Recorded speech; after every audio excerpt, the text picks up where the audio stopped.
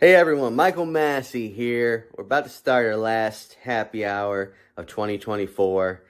As you know, I usually do the intro song to each episode. I wasn't going to do one for this week because let's face it, it's the off season. I am in vacation mode.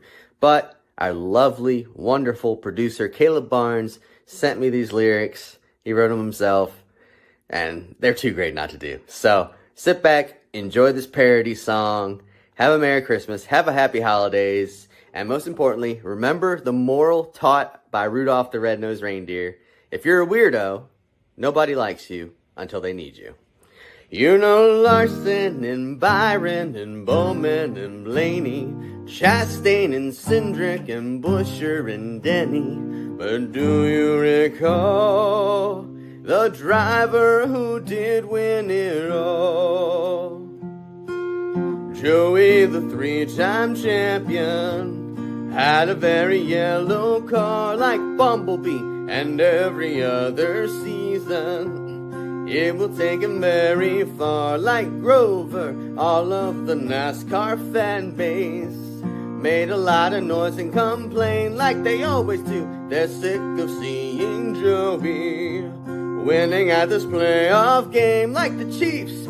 Then one Roval post-race tech, NASCAR came to say, we like what we're seeing, we're gonna take a look at it. Bowman's race car was too light, Joey's back in this playoff fight. He barely won in Vegas, at Phoenix he beat Blaney, 1-2 Penske, Joey the three-time champion. You'll go down in history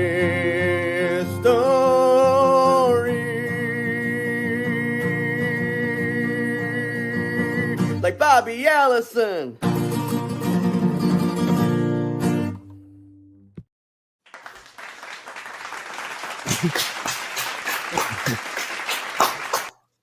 Wow. I mean, Caleb Barnes quickly becoming, our Taylor Swift. I wonder if she likes, Long John Silver's as much as he does. Like, that's impossible. Yeah, there's no way. No shot.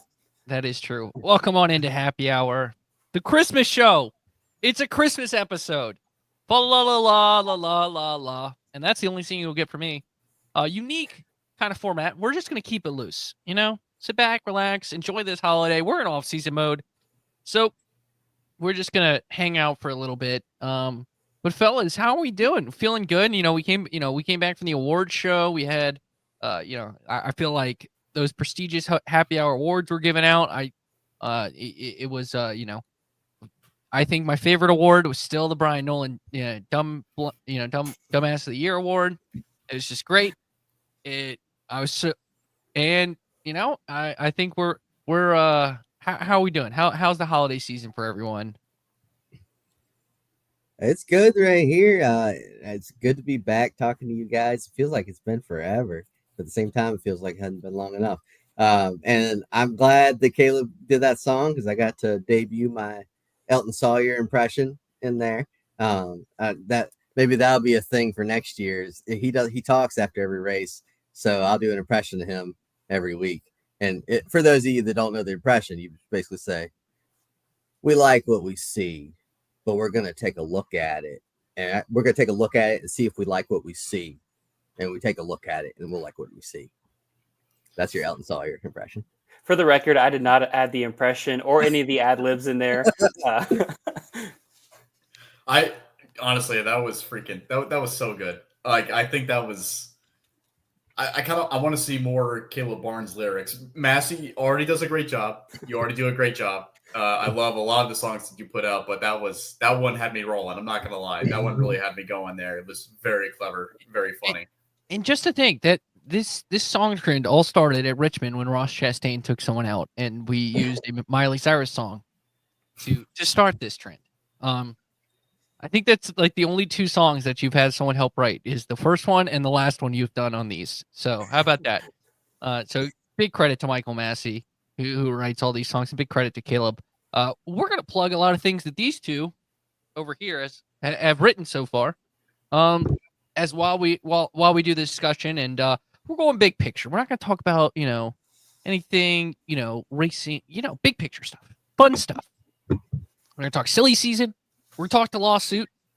Obviously, it's holiday season, and, half of us have beards. One of us has a mustache, and Caleb is obviously the youngin, who I thought was under the age of 21 for the longest time. So we'll become our own. Are we? Tom is Santa Claus. We're the L's, right? We're helping him with the list. I feel like that's a better way to put it. But Yeah. we're gonna make our naughty and nice list, and then we're gonna end with, we're gonna look forward. So our next episode will be right before the start of the season. So we're gonna make some bold predictions for 2025. Which, fellas, it's less than 50 days till the Clash of Bowman Gray. Which, seeing that, I don't know how you guys felt. There was this, I was like, awesome. And then I also realized, oh, that means I got to get back in the swing of things. So I don't know if I was ready for it.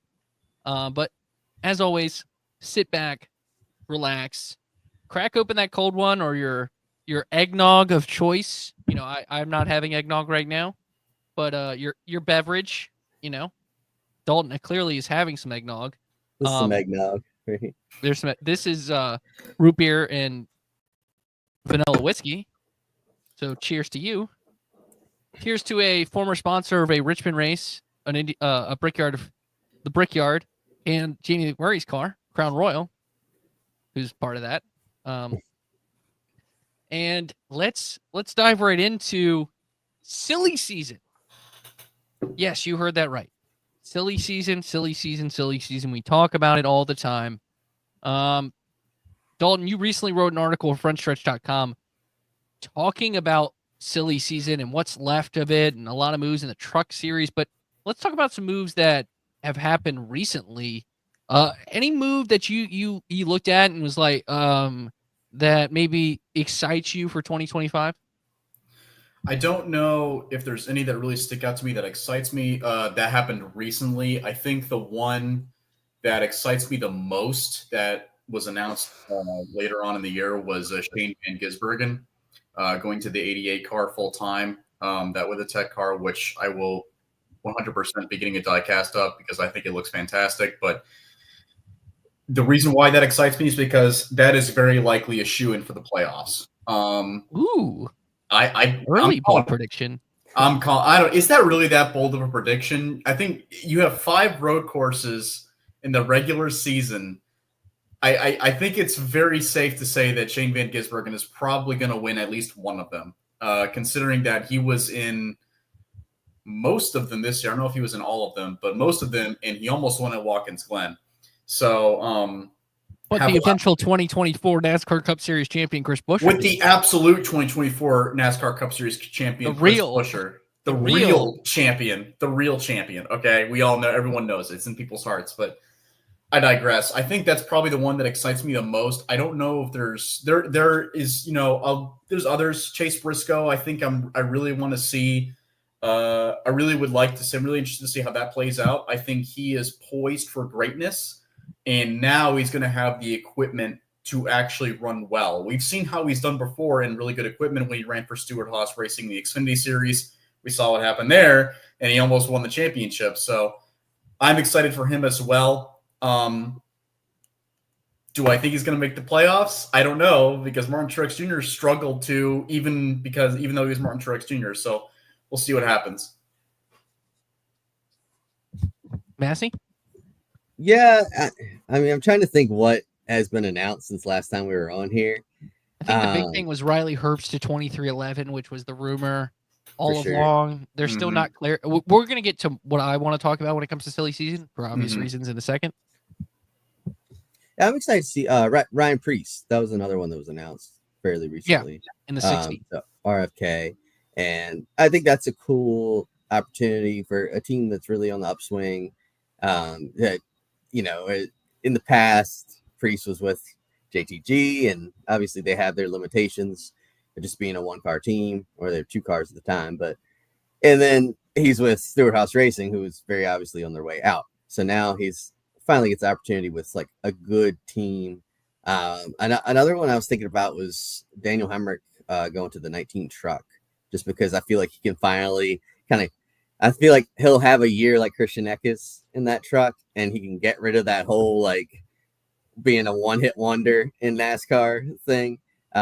So that would be a pretty exciting move. And then like today we had news in that Tim Brown, like Bowman Gray legend, Tim Brown is driving the 15 at Bowman Gray for Clash, and that shows you that they're not going to have a full-time driver.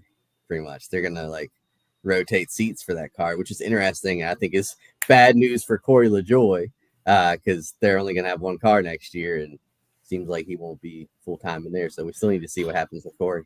But Well, I thought go ahead, Trey. I was going to say, isn't it the 51 that he's rumored for, and they just could run the 15 as an extra car? Because it was clear that one of the Rick Ware charters was becoming the 60. I thought it was going to be the 15, and they're just running it. They could be running an extra car. Otherwise, it could also be a Ty Dillon 2021 Clash situation when they had him in the car for just one race, replacing Bubba Wallace in the 23-11 car. So yeah, that might be a future Jeopardy question. Who was the first person to drive for 23-11? But that was different because Ty Dillon actually qualified for the Clash, whereas this time everyone is qualified for the Clash. Right. Because remember he won that weird stage at the Daytona Road Course where he was on, I think, slicks and everyone else was on dries, and he just like cut through it's like the first time in his career in the Cup Series he looked better than everyone. A win is a win. So he got in. Mm-hmm. Caleb, any move maybe recently, or even we can think big picture in silly season. Obviously, I think Briscoe is we talked about as the best signing for next year. SCG was a contender. I think Connor Zilic is in that category. But any move you looked at and was like, oh, I think I would love to see how that plays out next year. There's a couple. I was gonna touch back on what Massie brought up with Hemrick to the 19 truck. He's one of those guys following this path that we've seen with John Hunter Nemechek and a few others of kind of dipping back down into one of the lower series. And I think it's really, I mean, it's going to be his last shot. He's always been, in my mind, I would describe him as like, I think of like Charlie Brown. Like he's kind of wishy-washy on the racetrack. You don't really notice him there. He takes care of his stuff for the most part, but we saw what the 19 truck did the past 2 seasons, and Hemrick's going to have to win some races if he wants to continue racing in NASCAR. I think the JTG Doherty team this next year, their rebrand will be really interesting to see because they rebranded their team. The Hawk Tua. No, that's not what it is. Stop. Hawk Tua Motorsport. And How many? Okay, it's not that, but how many people are gonna make that joke for the next? I At least will. first part of the season. I will for years. get Just him out of wait till here. we accidentally write that in one of our articles instead of the actual team name. See, now I can't even remember what the team name actually is. It's like Hawk. See, it's something. Kayak. it's a game for the editors. Can That's the what editors Hayek. find it before they publish Well, it? my favorite would be like if Ricky Stenhouse, maybe has the previous name of Ricky Stenhouse, like Rex, and so like someone just unloads all the TikTok memes. It's like Ricky Stenhouse Jr. for Hawk Tua Motorsports brought the boom and NASCAR took Brain out Rot. the field. Oh my gosh. I was going to say about their team, I'm curious to see where they go with sponsorship and stuff because Kroger is moving over to RFK Racing. And I know there's a lot of sponsorship things. And then I also think it'll be interesting to see the Gibbs competition side of things because it felt like they weren't as dominant towards the end of the year as they were maybe at the beginning with Hamlin. And I know Bell won a couple races throughout the season as well. But Hamlin, I mean, his last win, I believe, was Dover, right? And then he was in contention a few other races, but didn't quite have the same dominance. And now Chris Gabehart is moving positions, and we'll see what Chris Scale can do with Denny Hamlin likes to work with a lot of Chris's, I guess. I think he worked with Chris Lambert a few years ago. That'll be a really interesting move to see how their competition, if it improves overall, see if they can get Ty Gibbs in the victory lane. Yeah, that was the one move I was going to bring up outside of the obvious one that we'll get to in 1 second, which we can it will probably transition to our next, discussion point. But yeah, Chris Gabehart leaving the 11 team could be the biggest move or the lasting move in all of this, because I think in this next gen era, having an elite crew chief might be the biggest difference.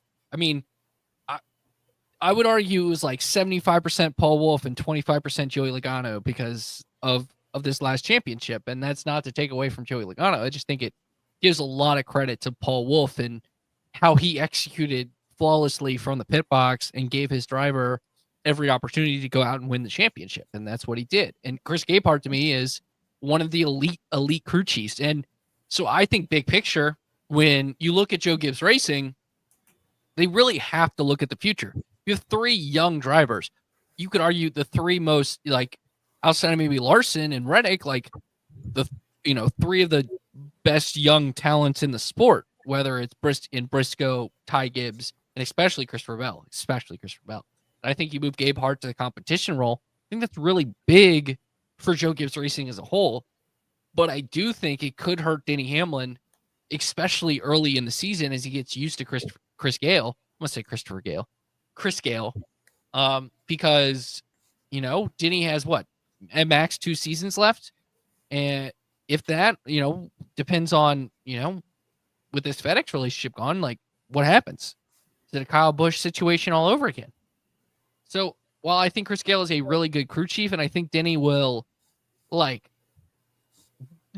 the playoffs or, have this awful season. He'll win a race or 2 and be fine. But could that have an effect later in the season where Gabehart and him were so good, and it just seemed bad luck hit them. But I think for Joe Gibbs as a whole, having Gabehart run your competition sign, I think could mean really big things because they did need to make changes with how poorly they were in the back half of the season.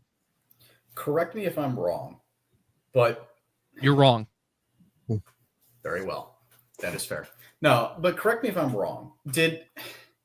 When was Mike Wheeler's first year with Denny Hamlin?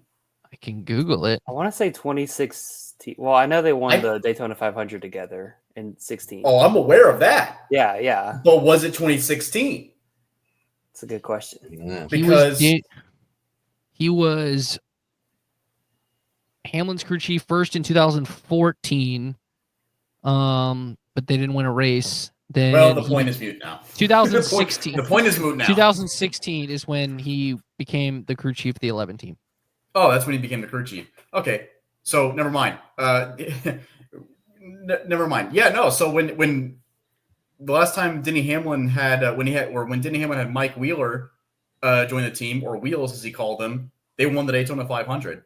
So I don't think a new crew chief is going to be as crippling as some people might think for Denny Hamlin. Well, to be fair, he that out.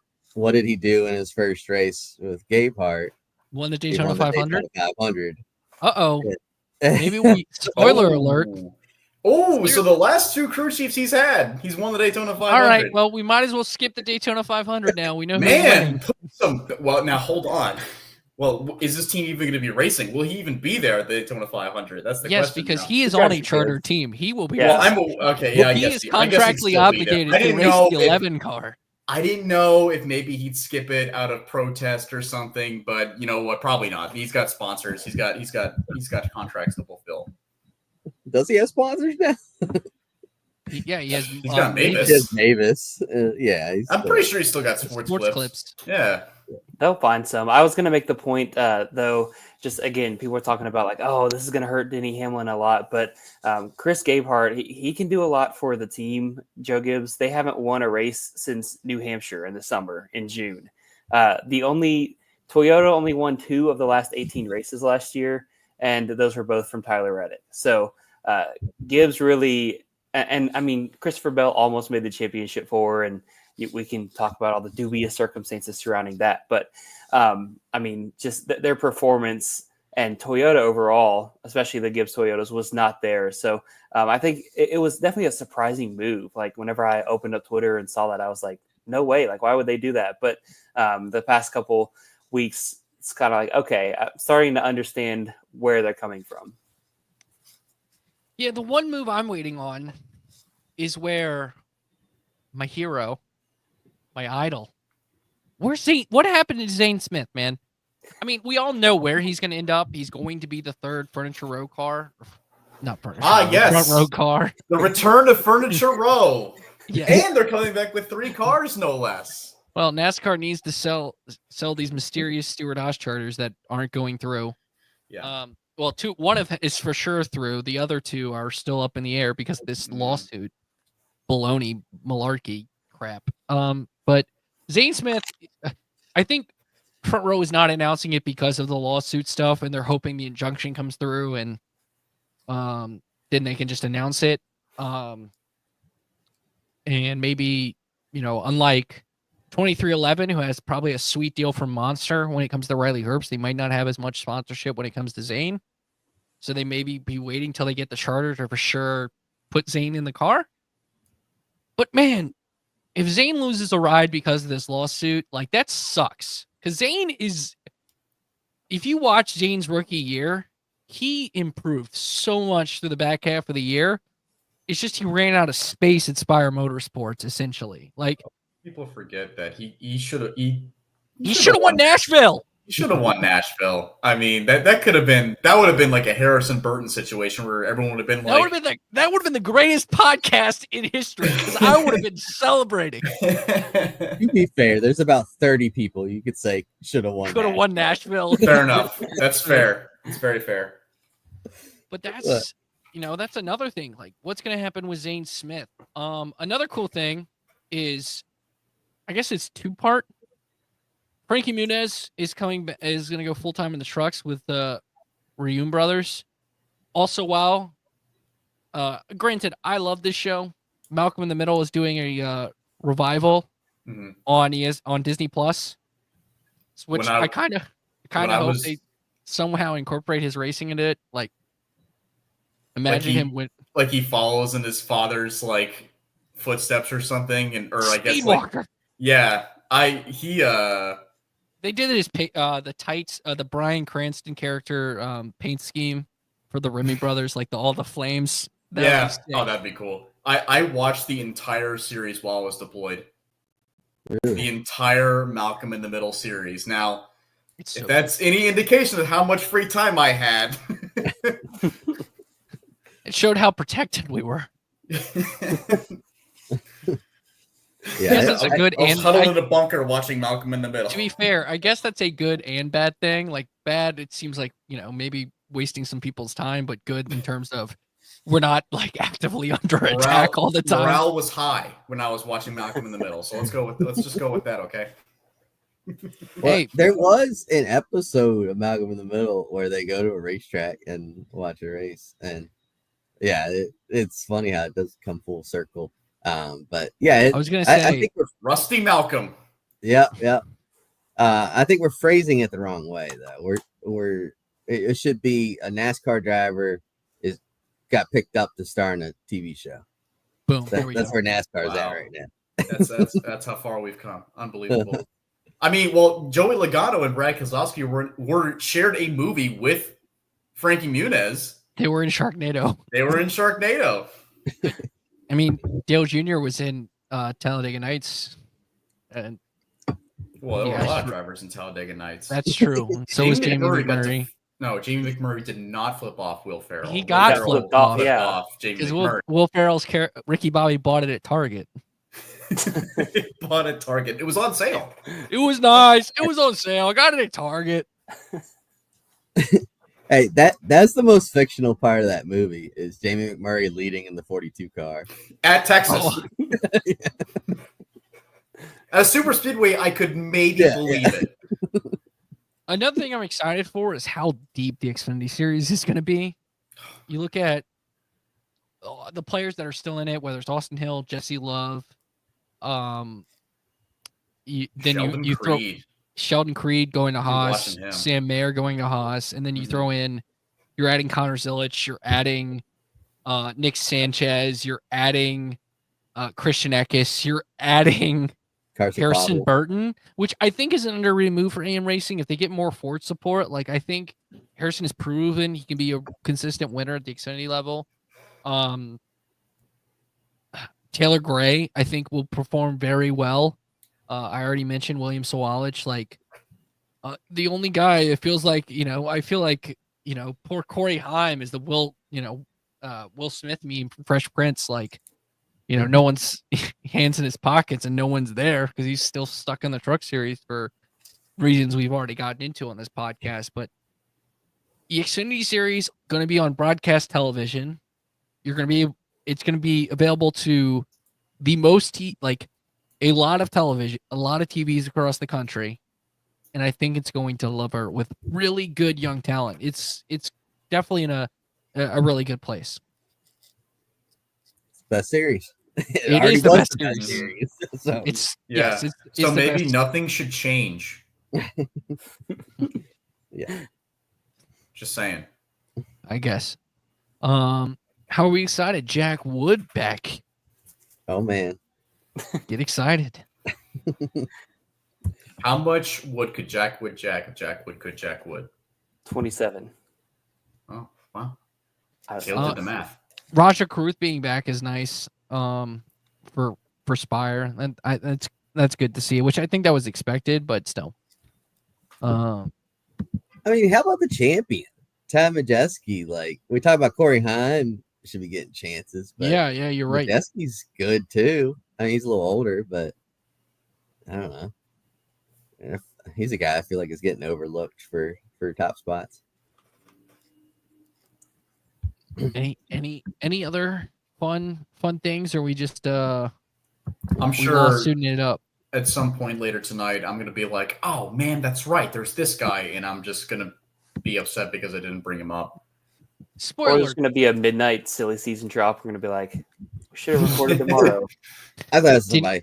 Chandler Someone Smith. pulls a. I was gonna say someone pulls a Carl Edwards. Yeah, it could happen. Chandler Smith, though, apparently he has something. Ooh. I don't know what it is, but I thought for a while it was gonna be the front row car. That was a rumor a couple months ago, but obviously that's not happening. He could be going to trucks.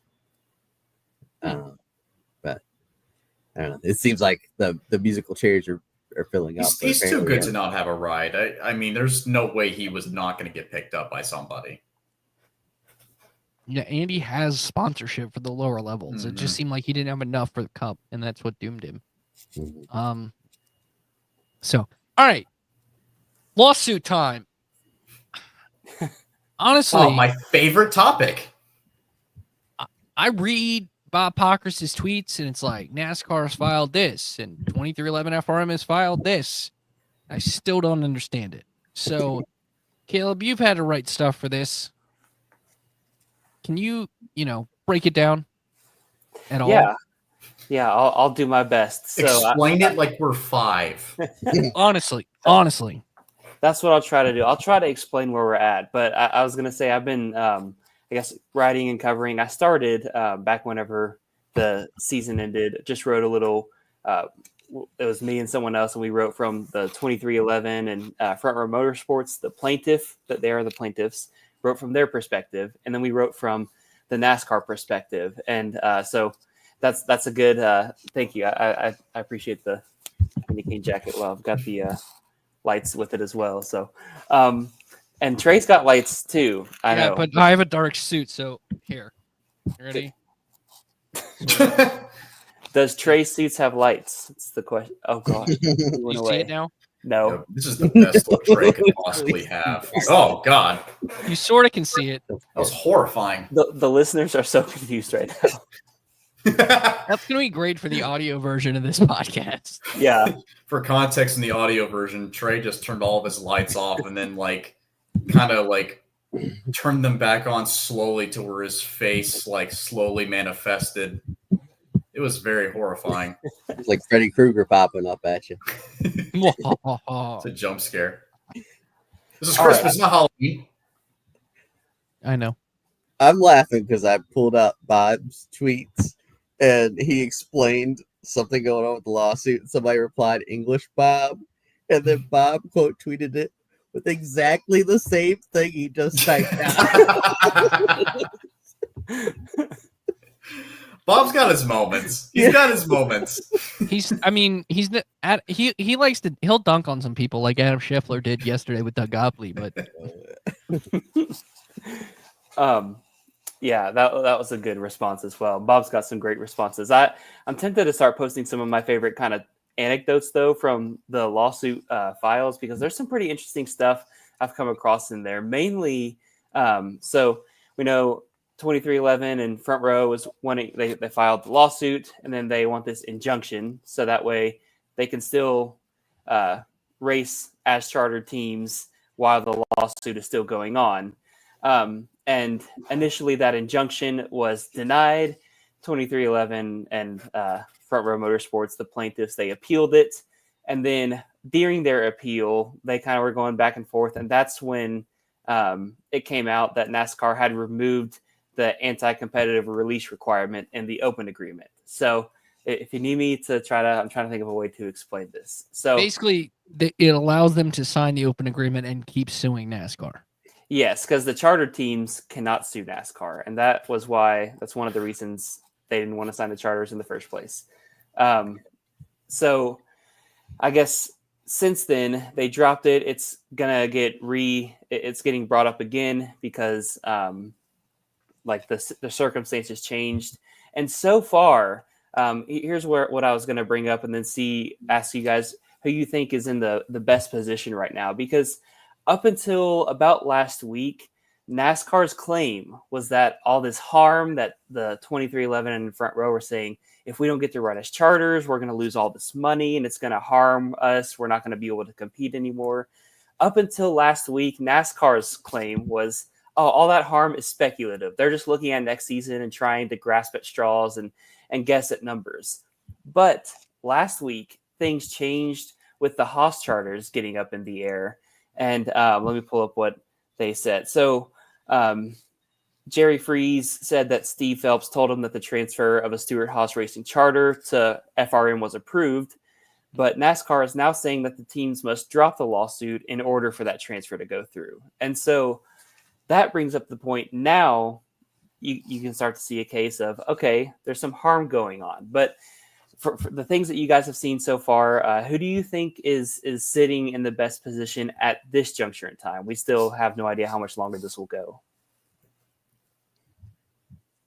If it gets to Discovery, that's when the power dynamic shifts. I think if 2311 and FRM can get it to Discovery, which basically means all this, the finances of NASCAR become public because it's a private company. It's basically the plaintiffs in a lot of cases use Discovery as their kind of strong arm to get a settlement. But NASCAR's not going to settle. So I lean 2311, especially because 2311 FRM, because they can say, like, hey, look, they're not letting us do what we want to do, and we have all these deals and sponsorship deals in place, and they're not going to, like, it can't happen if we don't do this. So I lean the 2311 FRM side, but I did not go to law school. I have a journalism degree. I took one law class. May or may not have been in the hospital for part of it, recovering from something, and still passed it because it was online. We'll just leave it at that. So my law expertise may or may not have been done under the influence of AIDS. We'll put it that way. And so I am definitely not an expert on this. AIDS? Yeah, that's what I heard. You had Drugs. AIDS? No, AIDS. Like health. News to me. Like health aids, drugs. It's drug. All right, I had I took painkillers Trey. while I was in the hospital. That is wow. How'd that happen?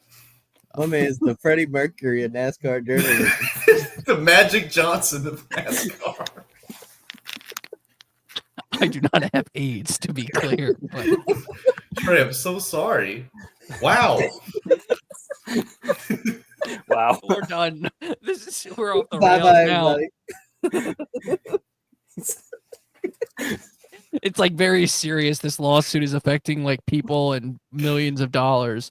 I said aid like you aid someone. This is very serious, Trey. I didn't know that you were. Yeah, I don't know when the unlocking batteries. diagnosis was. Apparently, it was when you were in law school. I wasn't in law school. I was taking a law class. Oh, excuse me, a law class. I had to take comm law my senior year of college because it was required. to get Whatever my you degree. say, Saul Goodman. I didn't even get to finish my point, asshole.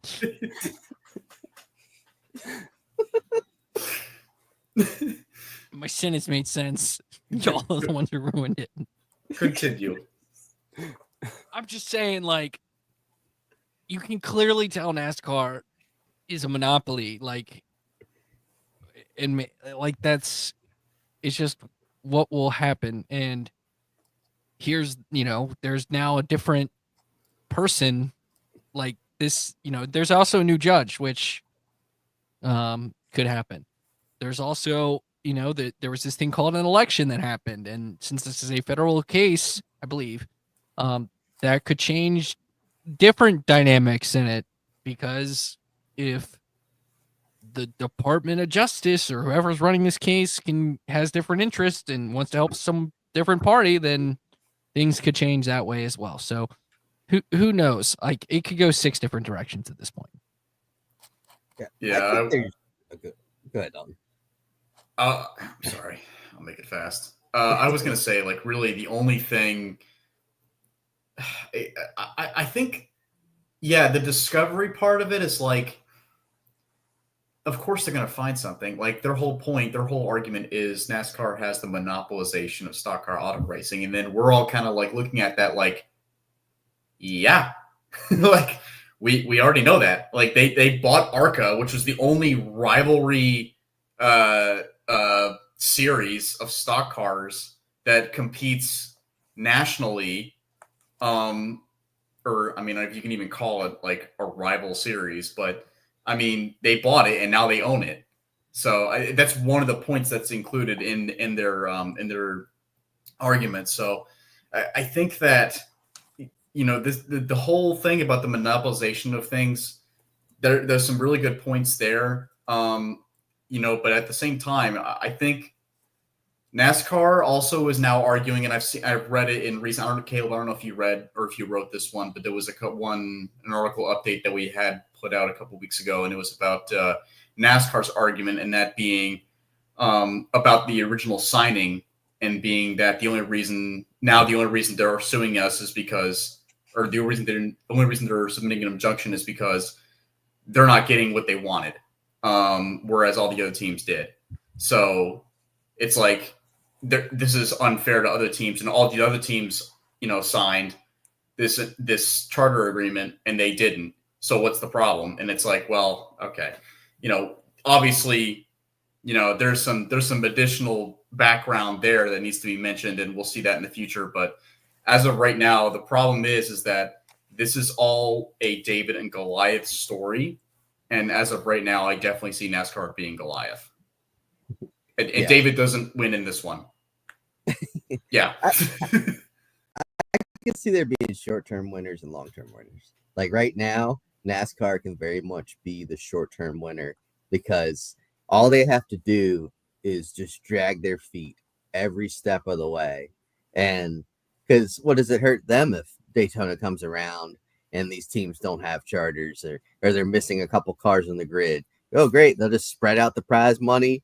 The other teams will just get a bigger chunk of the prize money after that race. So I don't know. And we saw it with like some of the requests and stuff where NASCAR was like, we can't respond right away because, the hurricane in Florida, or like holidays coming up, stuff like that. But it's like, this is the same people. They're saying we can't respond this week because of this situation. But it's the same company that was like, you have till 5 p.m. today to sign this, or we're taking it from you. So, like, I don't know, that's just a little hypocrisy there. But the courts has granted them like the dates they want more so than the teams, and it's all about, I think, if 2311 and Front Row can play this game with them, if they can wait it out as long as they can, they'll eventually win. but it's when you're fighting a big corporation that just keeps dragging it out and you're losing money all the way. I mean, that's how you end up losing the case. You run out of money when you're the David in the situation. So they really just got to keep, ride this thing to the end. And then I think there would be a long-term winner, whereas like a short-term winner would be NASCAR. Yeah, I was going to add just two more notes about part of what Dalton brought up with some with NASCAR's arguments is that they feel like these two teams didn't get their way. So instead of agreeing to the charter, there's I think 2 points that were brought up, and instead of agreeing to the charter and just disagreeing on those 2 points, they were like, no, we want to get all of those points to go our way. And that's from NASCAR's perspective. They also brought up, again, I'm no lawyer or anything, but I did do a little research for this point. NASCAR buying ARCA, they also bought ISC, those racetracks and everything. Those are some of the points that were brought up. The charter signs in 2016, but the antitrust statute of limitations, for these purchases and things like that, it says that antitrust action has to happen less than 4 years after the purchase or acquisition or things like that. And so that was also part of NASCAR's argument, was like, oh, well, they can't bring up these claims because it happened more than 4 years ago. So that's where I thought up until this week, NASCAR had done a really good job arguing their case. But the closer we get to the season, that's whenever you start to see, okay, there's actual irreparable harm that is starting to happen. And the past argument has been, oh, they can't prove that it's happening. Well, now you're going to start seeing it happen. And I think that's what's going to help the team's side coming up in these next few weeks and months. All right. Granted, this is not a like-for-like comparison, but this is the two backers. Would you rather be the one that has $3.5 billion or $1.8 billion? And do you want to guess who is who? Jordan has more. Yes, Michael Jordan is the 3.5. That's his net worth. You want to guess who the other person's net worth is? Jim France. Good job, Michael Massie. You win whatever this is. Mini Jeopardy. I don't think Michael Jordan's going to spend billions of dollars on this lawsuit. Probably not. I agree. Neither is Jim France. But my point is that I'd rather have the guy with the bigger gun, or the bigger chest.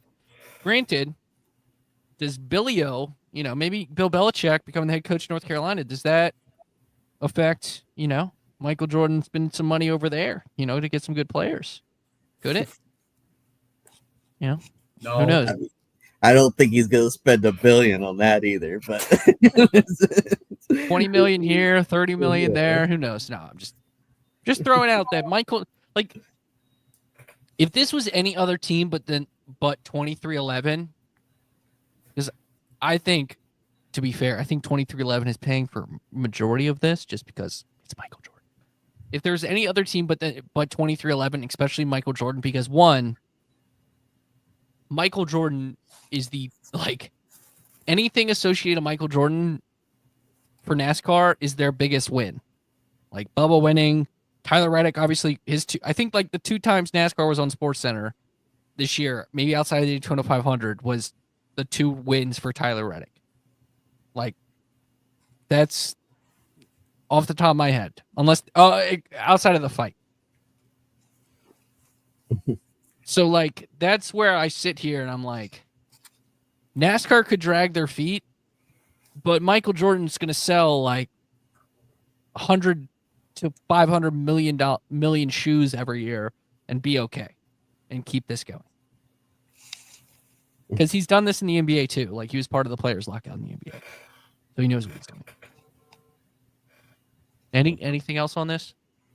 To be fair, Jim France is so old that 1.8 billion back in his day is probably worth more money. Was worth more money than the 3.8 or whatever that MJ has now. That's how old Jim France is. Sorry, that was a bad joke, but I got it. Ha. Inflation joke. Got the whole squad laughing. It was Jim probably France worth being like old. 200 billion back in Not as good as my AIDS joke. I just want to get all the Joe Biden jokes to shift over to Jim France. Yeah, that's my goal. Well, he needs to bring back Brandon Brown for that to happen. Wow, sleepy Jim. Hey, Joe is still your boss, sir, for a few more Oh days. crap! Yeah, he is. Oh jeez. Don't forget that. All right, moving on. It is Christmas time in Hollis, Queens. Shout out to Run DMC. It's time for a naughty or nice list. So what we'll start with the nice list. Dalton, I'll let you go first. Pick someone you think is on the NASCAR nice list this year. I'm sorry, I was distracted by Caleb's light up jacket. Sorry. That's why I've left it off this whole time. The nice list. The nice list. Who do you think, if you could pick someone in Man, NASCAR nobody. who's on the... Nobody's Nobody? nice. Nobody. Okay. I was joking, but I think, man, Could be a nice moment. nice moment. I'll tell you what. I will put Kyle Larson on a nice list, and the reason being is because his drive to continue competing in the Indianapolis 500. Not only what he did this year, but what he's going to do next year. We saw a ratings boost for the Indy 500, and well, it was going to be the Coke 600 too, but weather circumstances and all that. But now, I think that next year it's still also going to help out, despite the fact that the Coke 600 is going to change broadcasters. But Kyle Larson is propelling the sport, not just NASCAR, but IndyCar as well. He's making it more popular, and I think that alone, maybe he's obviously probably not doing it for that reason. But he's doing it for the fact that he's a race car driver and he wants to race an Indy 500. He wants to win. He's competitive, and that's great. But that is the spirit of athleticism of a competitor, a racer that I love seeing, and that he wants to try different stuff. I wish every driver was like that. I wish every driver would go out and try to, race in the Indy 500, try to do the double, like Kyle Larson does. So he's going to be on my nice list this year. Massie, do you have one? Are we saying on our nice list or NASCAR's nice list? Like, we're the elves, remember, for Tom Bowles, so we're making the nice list. Okay. I would say nice list. I'll go with the Ryan Blaney right now. Who just got married, Mazel Tov. Yeah, the high profile wedding that got picked up by People magazine. So just the chance to get NASCAR more in the spotlight, and he's very much a guy that's doing good things for. He's not the most popular driver. Maybe he should be in that argument. I don't know how that voting works still. But yeah, I think he's doing some good things for the growth of NASCAR. Do you have one, Caleb? Yeah, I have a couple, but go ahead. You can rattle them all. Fire away, yeah. All right. Well, I think Joey Logano. I know he's the champion, but he's earned himself a spot on the nice list this year because he's always kind of got that, like, and a lot of people hated about him, the whole two-faced. But I think this year he was a lot more one-faced. He didn't have any moments where he was cussing out tow truck drivers, and he even whenever things were going poorly, he was he was pretty optimistic about Richmond, sir. Okay, but that he was provoked. Justified, okay? but you forget he was pretty mad. I'm sure someone will bring up the person he was angry at here when we get to the naughty list. Yeah, he almost ran over Austin Dillon's family. Let's not be, Ooh, that's a great point. Damn, Caleb. Yeah, you just okay, trying to commit murder. Well, you know what? Forget I said that. I was also going to put. I'm just kidding. Kidding. I said I would put Joey Logano on the naughty list, but it's for different reasons. See, he wasn't like that. There was that one moment this year when he almost tried. Yeah, to but it's because his championship made me feel bad. It made me hate everything about. Like, it gave me a poor taste in my mouth. Yeah. Well, let's get an actual nice list. Tom Brady seems like a nice guy, and I still hate him. Like, what's your point? Okay, fine. I'll put Christopher Bell on the nice list. He's such a nice and welcoming teammate that he just went ahead and let everybody know how excited he was that Chase Briscoe was going to be joining the team all the way back at New Hampshire, I believe. So I gotta give Christopher Bell. He's got to earn a spot on the nice list for that and his excitement. And they've continued a little bit of that banter into the offseason to announce that Bell's running the Chili Bowl. So I like seeing that kind of stuff as well. Oh, I guess it's my turn now, right? Yeah. So I'm thinking about this, and I really want to give it to this guy for being a good sport. I feel like, we may, rag on him a lot, but he did provide the moment, my favorite moment of this podcast this year. And I figured, we'll spend this time honoring him as the video is processing. So I'm trying to delay the inevitable of my presentation here. But this guy, he works hard for us. He at frontstretch.com. He arranges our travel. He likes to be a really, really good soul. So I think he belongs on the nice list. I might regret this long term, but I do hope. All right, this is taking too. It's Brian Nolan. All right. No. What's going on, ladies and gentlemen? Trey Lyle asked me to record a video for you guys to present one of the nominees for the Front Stretch Awards, and of course, he wanted me to announce the nominees for Brian Nolan Dumbass of the Year. Now, so I just need an excuse to play that again. But yeah, so Brian, you make our nice list, and Brian deserves all the gifts that he gets. Just keep, if you're listening to this, don't be afraid to hear that part back and back and back, and just anytime you interact with him, you can play it for him. But also, another person. This is another person that should be on the nice list, and he technically doesn't celebrate Christmas because he's Jewish. It's Davey Siegel. So happy Hanukkah to Davey. But for filling in for Dalton for so many weeks, he definitely belongs on the nice list for us.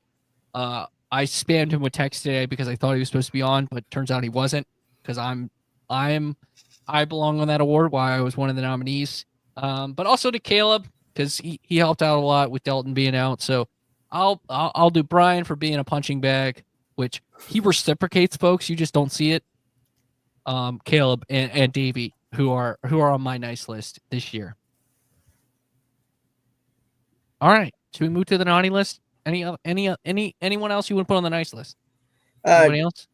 One that I think is actually better than the one I said is Justin Allgaier. I think he belongs in everyone's nice list this year for being so patient and such a good guy and coming to work every day, still trying to win that championship and finally getting it this year.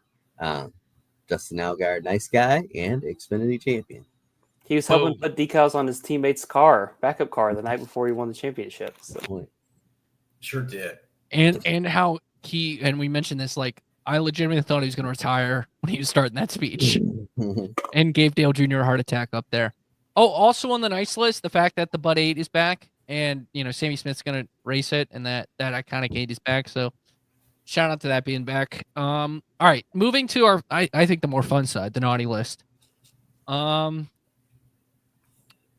There's a lot of names. I said Joey Logano because not of him, like how he acted, just because he won the championship and that made me feel icky inside. But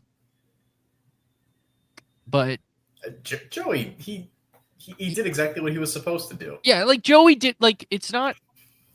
Maybe you know what? I'll take Joey off and I'll put the NASCAR format on the naughty list, and the NASCAR and the shenanigans that led to the back half of the season.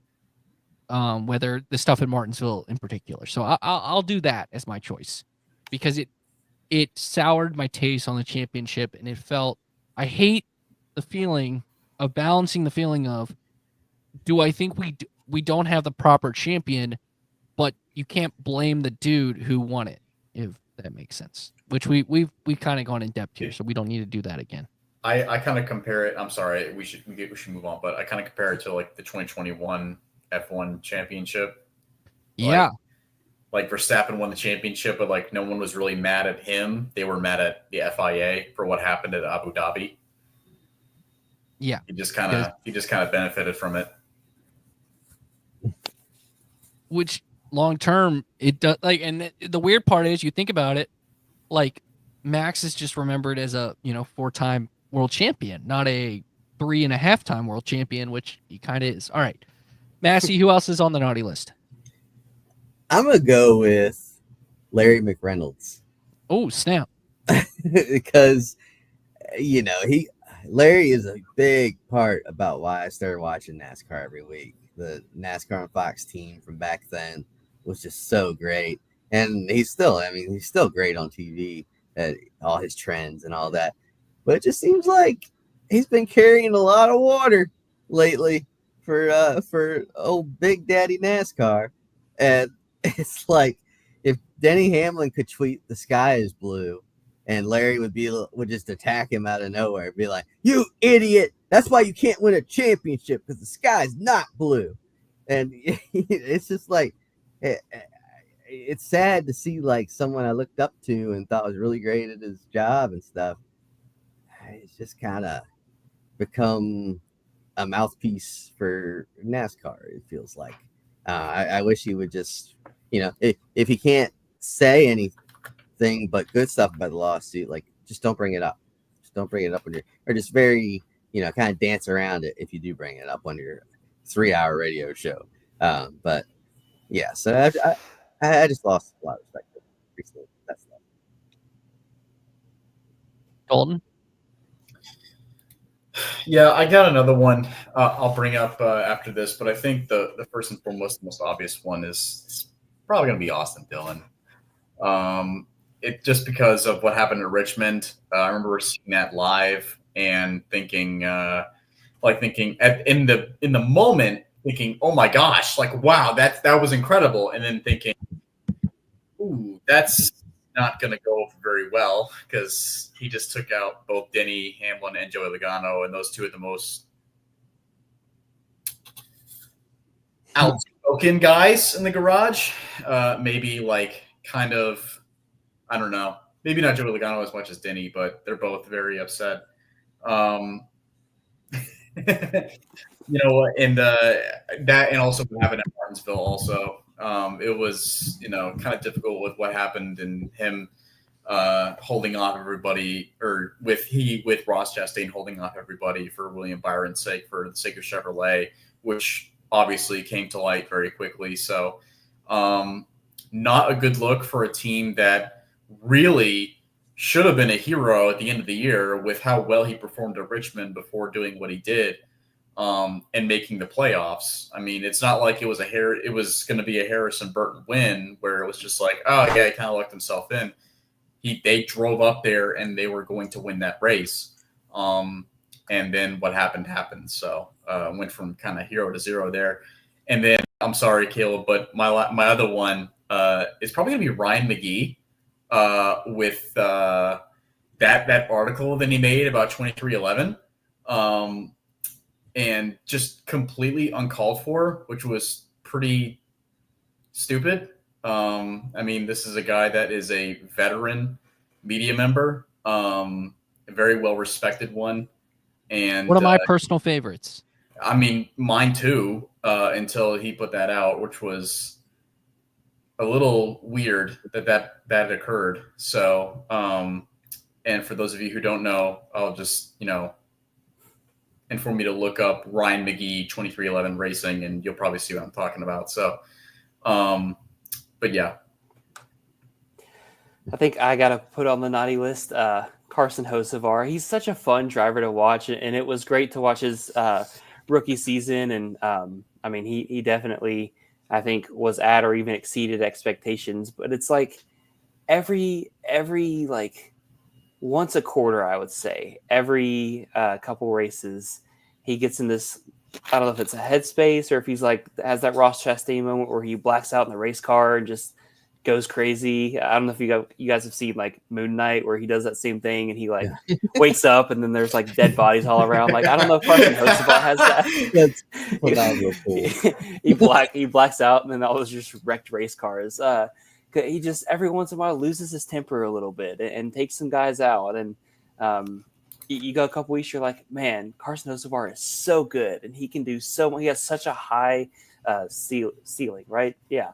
He has so much potential. And then he goes and dumps a couple people and makes a couple people mad. And everybody's like, oh, he's the worst. And you're like, yeah, but there's that side of things. So I think he had a number of those moments again this year. I think Hocevar is still on the naughty list, but he's got plenty of his time in his career. He can get on the nice list here in the future.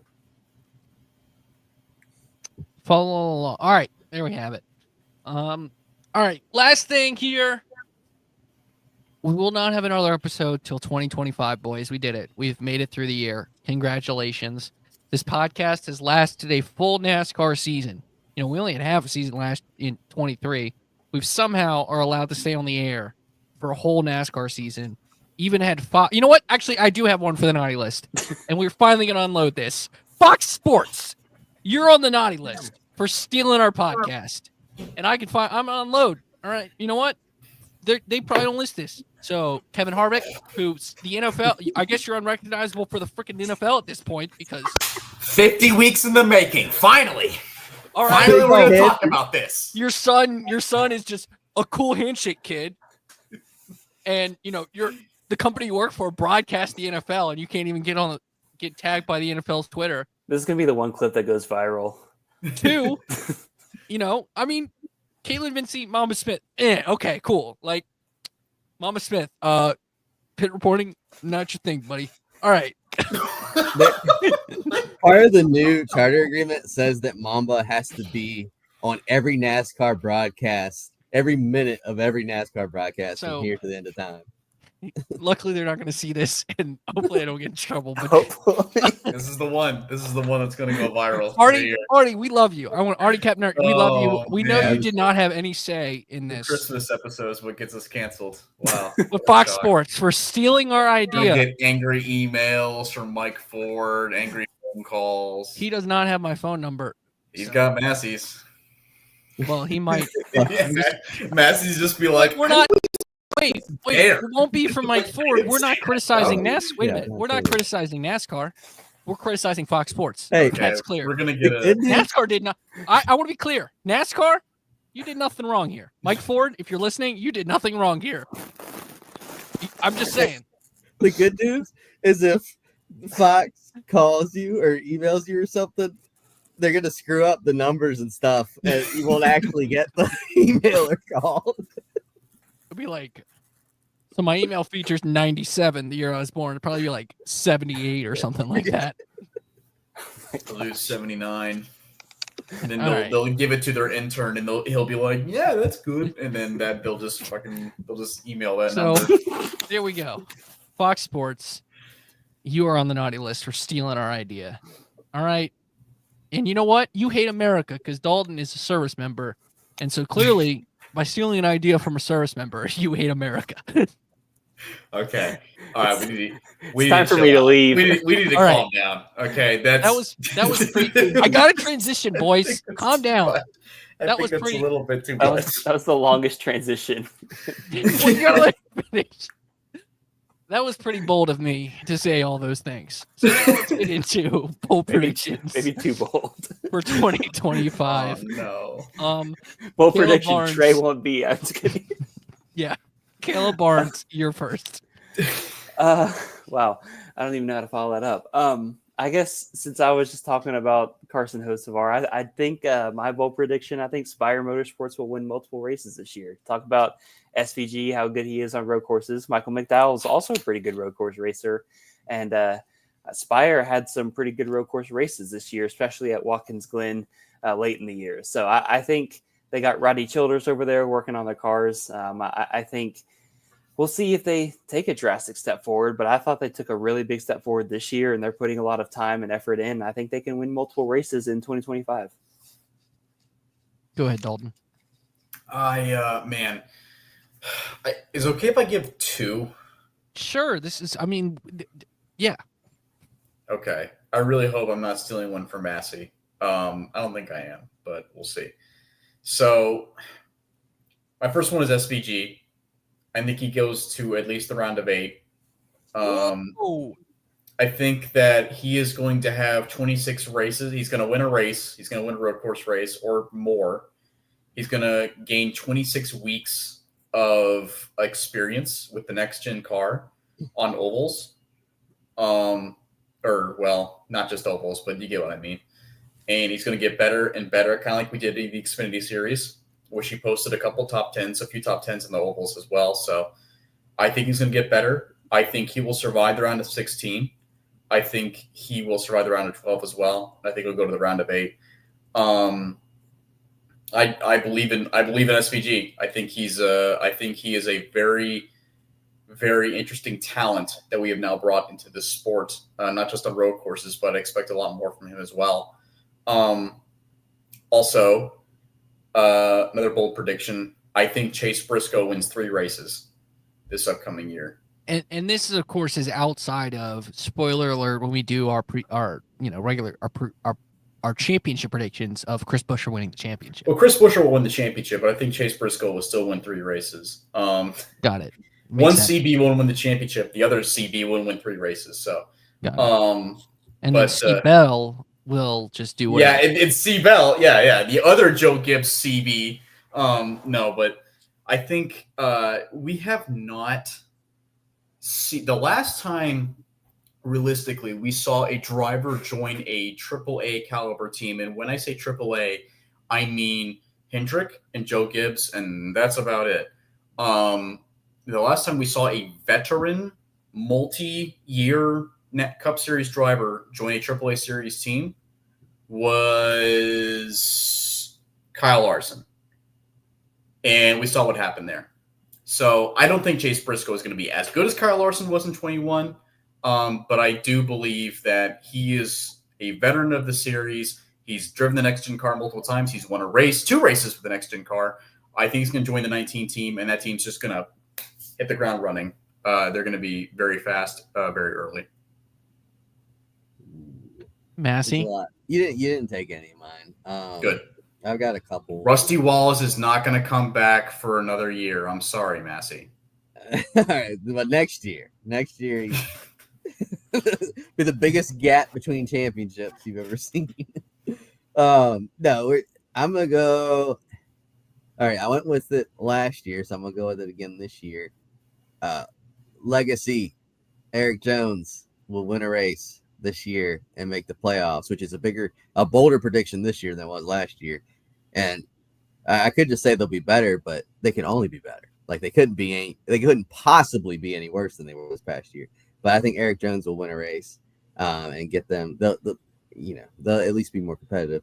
And then I'm gonna go with Josh Berry will be the first new winner of next year, and he'll get the Wood brothers back in the playoffs. Damn, that is bold. Which you got to throw like Ty Gibbs is in that conversation, Hocevar.